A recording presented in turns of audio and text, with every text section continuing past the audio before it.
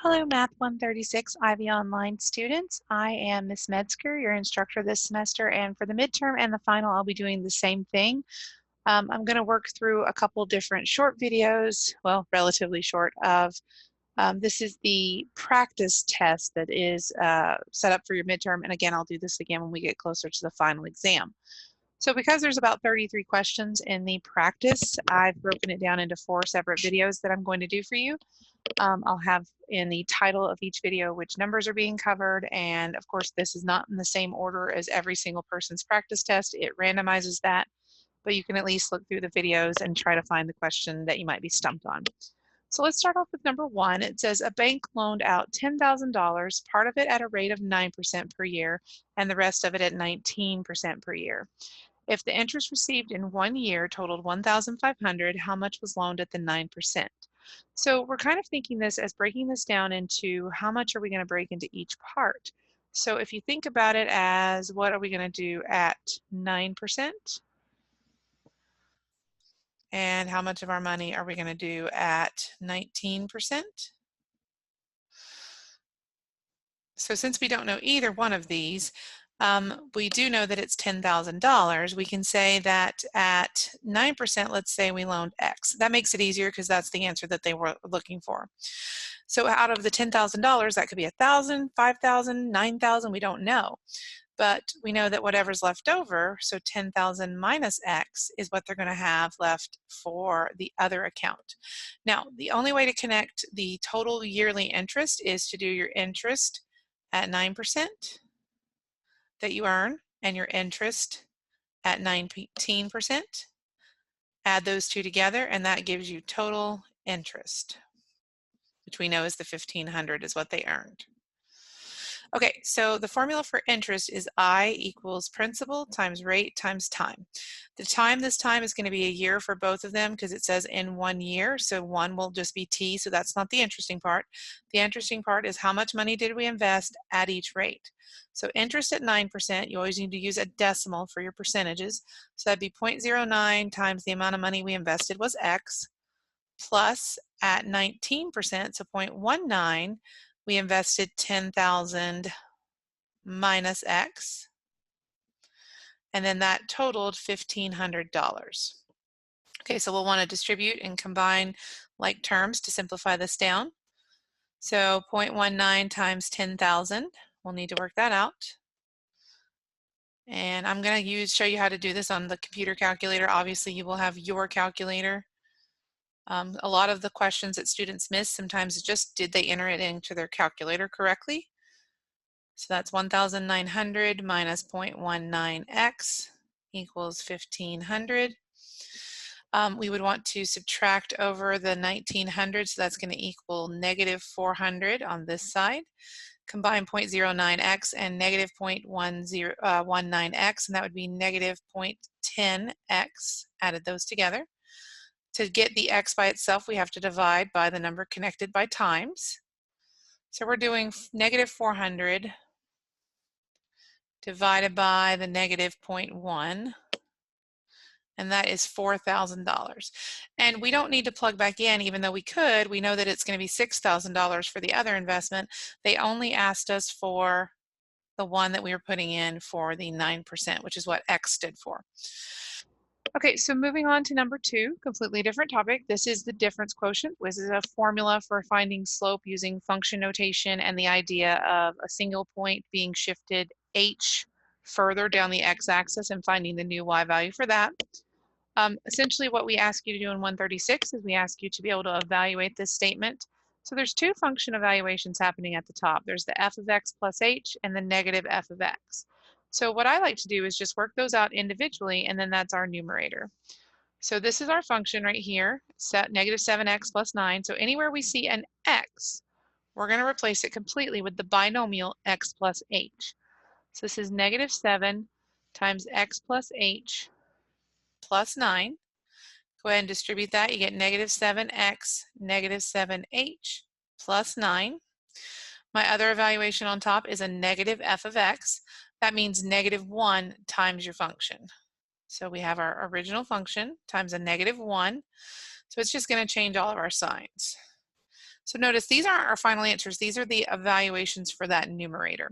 So my difference quotient would have a negative 7x minus a 7h plus 9. And we don't need to worry about this minus sign because we already did that when we did the negative f of x. So plus 7x minus 9 all over h. The 7x and negative 7x cancel out. The 9 and the negative 9 cancel out. So this is negative 7h over h, and the h reduces, so it is just negative 7. Because it did say to fully simplify our answer. Okay, for number 3, we're doing write your expression in standard form of a plus bi, which is a real number plus an imaginary number. This is squared. Please do not misconstrue the property and try to square both parts. That is only true if there's multiplication between them or division between the two pieces. If you see a binomial squared, you should always write it twice and FOIL it out. So using your distributive properties. So 10 plus I times 10 plus I. 10 times 10 is 100. 10 times I is 10I. I times 10 is another 10I. I times I is I squared. And I squared is always a negative 1. So that guy gets changed back to negative 1. So this is 100 minus 1, which would be 99, plus 10I would be plus 20I, because it's just like terms. So 99 plus 20I. And we do want it in that a plus bi format, so the 99 does need to come first since it's the real part. Okay, so moving along to number 4. This says using the given graph of the function on the following. So there's a picture over here for us. It looks like it's the sine graph. Looks like we're looking at a trig graph. But we don't care to know the trig, we just want to answer the question. So the number, if any, at which f has a local maximum. What are these local maxima? So what they're asking is, what x value do you have a mountaintop? And what is the y value? What is that local maximum height? So the only mountaintop that we technically have is right here. This is higher than all the points surrounding it. So that means that at x equals, so this is for the local maximum, at pi over 2, that's the x coordinate of that ordered pair. And the local maximum, or the height that the y value obtains, is y equals 1, which they don't ask you to write it. It says type the exact number using pi as needed. Use a comma to separate answers if there's more than one. So this is the tricky part, because they put the x equals. You don't need to put y equals unless they tell you to write an equation. For the minimum, we go back to the graph, and there is a lower point than all the surrounding points around it. It happens at x equals negative pi over 2. So there is one that exists. And it is a local minimum value of y was negative 1. Now, just remember, to be a local max or min, you have to have a neighborhood around you where you're the lowest or the highest point in that neighborhood. Okay, so we're moving great. So let's look at number 5. We want to analyze the graph of the function r of x equals x times x minus 20 squared and x plus 17 to the third. When you're dealing with these rational functions, if you have it completely factored, if anything cancels out, like if you have an x plus 17 over an x plus 17, that causes something called a hole. If you have x's that are left on top and don't reduce out, they cause x-intercepts. That's where you're going to cross your x-axis, if those are, real numbers. And if you have any x's that are factors that are left in the bottom, that means you're going to have vertical asymptotes. So a hole and a vertical asymptote are both issues for domain. So anything that cancels out or anything that's still in the denominator, those would cause domain issues. So the only thing in the denominator is the negative 17, because that's what would make this equal 0 and make this divide by 0. So negative 17 is the singular, pretty much discontinuity or domain error. What is the equation of the vertical asymptote? Well, since negative 17 is where we had that domain error and it didn't cancel out, it is our vertical asymptote. So this is the vertical line, x equals negative 17. So vertical asymptotes happen when a factor left in the denominator is equal to 0, and it is a vertical line, which is why we write x equals. What is the equation of the horizontal or oblique asymptote? So I'm going to go back up because we have to talk about that. Select the correct choice below and fill in any answer boxes within your choice. So when you're talking about horizontal versus oblique, that has to do with the degree of the function on the top versus the degree of the function on the bottom. So the quickest way to see this is that if I FOILed all this out, because there's an x to the first and this would become x squared if we FOILed it out, the degree on the top is x to the third if it gets completely FOILed out. If we were to cube all this, the highest power we would ever get again, and you could do this if you wanted to, but it's just whatever that highest power is there. So this is x to the third if we FOILed it all out. So anytime the degrees match, so if the degree on the top is equal to the degree on the bottom, that means you have a horizontal asymptote, and it happens at the leading coefficient of the top over the leading coefficient of the bottom. So numerator and denominator. If your degree on top is less than the degree on bottom, it's going to be horizontal again, but it's y equals 0. It's automatically because you can't do the long division there. And if you have a degree on top that is smaller than the bottom, you get oblique, and you have to do long division to find the asymptote. We call it a slant asymptote. So for us, this is a nice case because the leading coefficient is a 1 and a 1. So this is going to be just y equals 1 over 1 or y equals 1. So we do have a horizontal asymptote. So getting all of those pieces correct will help you pick the correct graph. First of all, if you see anything that doesn't have the correct horizontal asymptote and vertical asymptote, you could immediately throw those choices out. It looks like these all have the x equals negative 17 and they all have the y equals 1. So you can't use this to throw out any possibilities. So what we would want to do next is I'm going to write my equation down again. I think it was x minus 20 to the second over x plus 17 to the third. Just double check that that is the correct equation. Yes. Okay, so since we don't have any discerning factors that separates which one of these is which, we're going to try to plot maybe some points and see if we're above the x-axis or below the x-axis in the different regions. Notice that on the left side of this vertical asymptote, we're down. On the right side of the vertical asymptote, we're down. This one has the graph on top on the left and bottom on the right, and this one has both parts on the top. So if we plug in a value on each side, so let's say we plug in negative 20, because that's to the left. That'll at least throw out B and C if it comes out negative, because then we know it's going to be in the bottom. So remember, this is trying to find our Y value. So we have our X that we picked. We're going to plug in and plug it in and find the Y. So negative 20, that would be negative 40 squared. That is negative 20 plus 17 to the third. I don't so much care what the value is. I actually just care if it's less than 1 or bigger than 1, but we'll go ahead and find the value just so you can see that. So we need to do negative 40 squared. So 40 times 40, because a negative squared is going to come out positive, so that's 1600. We're going to do, that would be a negative 3 in the bottom, so that's negative 27.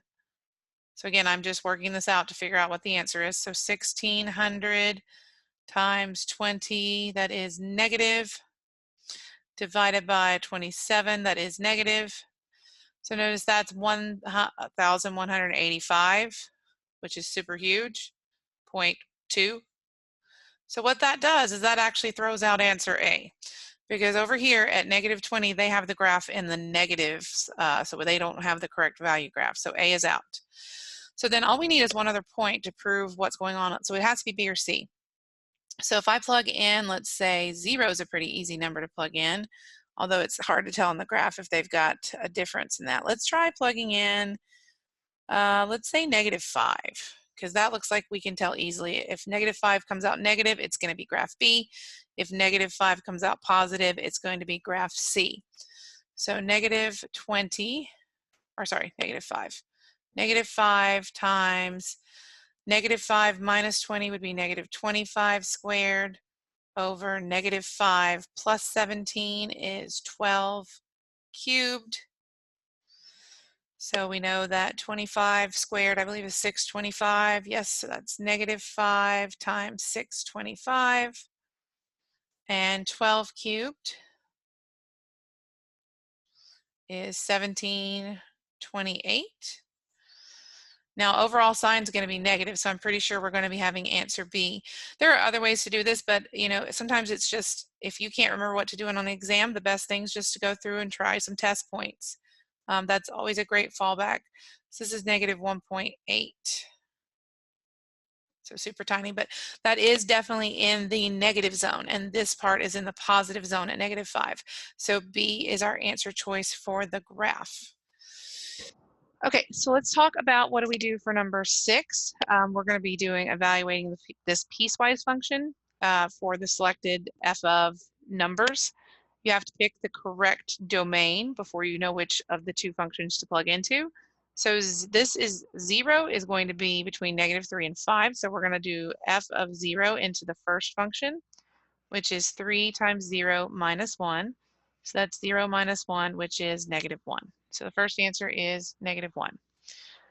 1 is also between negative 3 and 5, so I'll still use the top function. So that's 3 times 1 minus 1. So that's 3 minus 1, which is 2. But 5, you have to be careful because 5 is listed in both domains, but this one is including 5 and this one is not.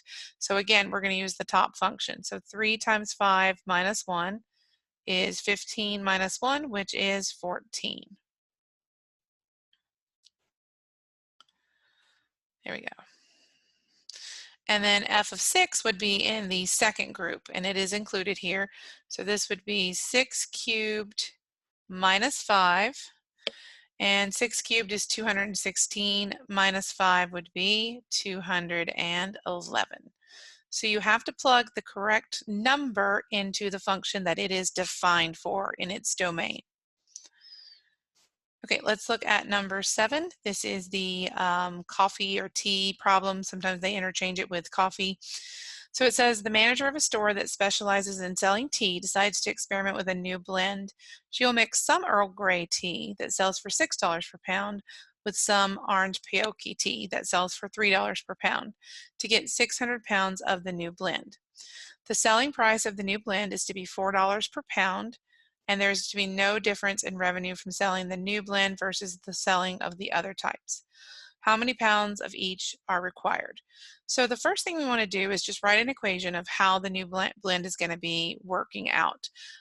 She's going to have 600 total pounds. So if we let pounds of Earl Grey equal X and pounds of orange peyote equal Y, then we know that X plus Y equals 600 is the equation for how many pounds she's going to use in her product.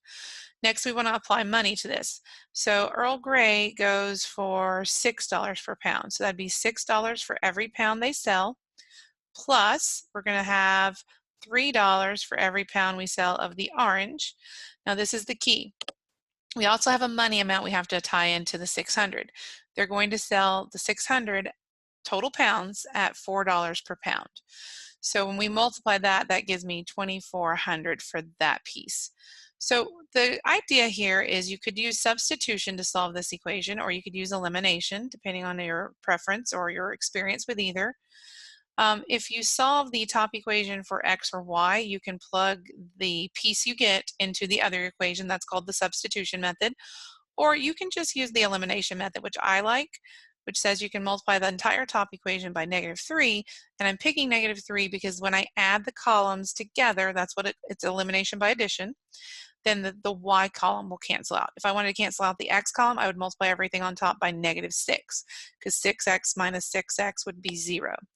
So my new equation is going to be -3x minus 3y equals -1800. Bring down my other equation. My y column cancels when I add. This would be 3x equals 600. Not 6,000, sorry, 600. And then we divide by 3. That gives us that x equals 200. Now that is our pounds of Earl Grey. Since I have 600 pounds total, that means I have 400 pounds of the orange peyote. I have no idea if I'm saying that right. I do not drink those teas. Okay, so let's look at number 8. I think this is the last one for the first video. So it says for the function f of x equals 1 over x plus 1 squared, graph the rational function using a transformation. Use the final graph to find the domain and range, and use the final graph to list any vertical asymptotes, horizontal asymptotes, or oblique asymptotes. So essentially, you're having to choose the correct graph from the pictures provided. The quick way to throw one out is that this has a vertical asymptote at -1 because that is not canceling out and it's still in the denominator. And we talked about that just a minute ago, that means that there is a vertical asymptote there. So right away, if I just look down here, this one's at -1. Of course, you guys can zoom in better than I can on these because they're already pre-printed. This one's at +1, so this one's definitely out. And it looks like this one's also at +1. So it's out. So just by looking at the vertical asymptote, I know the answer is A. But we want to show you this based off of the transformations like they said. Now they're modeling this off the function f of x equals 1 over x squared. And if you were to just, because that has no x plus 1, it's just a basic x squared. If you make a table of values for that guy, the first thing you notice is that you can't plug in 0. 0 is an undefined value in that guy. So then we have -1 and -2 and 1 and 2. We get things like 1/4, 1 over 1, which is 1. We get 1 again and 1/4. So what you see when you graph this is that it has a, oops, my graph's really not liking that I'm trying to do things and getting a lot of ink on the page. So you'll have to just ignore that slant. -2 at 1/4 is about right here. -1 is at 1, 1 is at 1, and 2 is at 1/4. And we know that we had this vertical asymptote, which I can't draw because I have no other colors, but it's right there at that point. Now we also have a horizontal asymptote on that graph y, 1 over x squared at y equals 0. So what you end up getting is a graph that is up on both sides, like this. Okay, so all of those had that general shape. This is a transformation of moving left 1 because anytime you have an x plus or minus something inside the part that you were looking at as your parent, which is the squared part, then you're shifting either left or right. And it's opposite to what we think. It's always whatever makes this center back at 0. So we would be going left 1, so -1. So that's why this graph is the one by transformations. But again, I knew it just by looking at the vertical asymptote and process of elimination. Find the domain and range. Okay, so the domain of this function is what x's are allowed to be plugged in. Well, we can plug everything in except for -1 because that makes us divide by 0.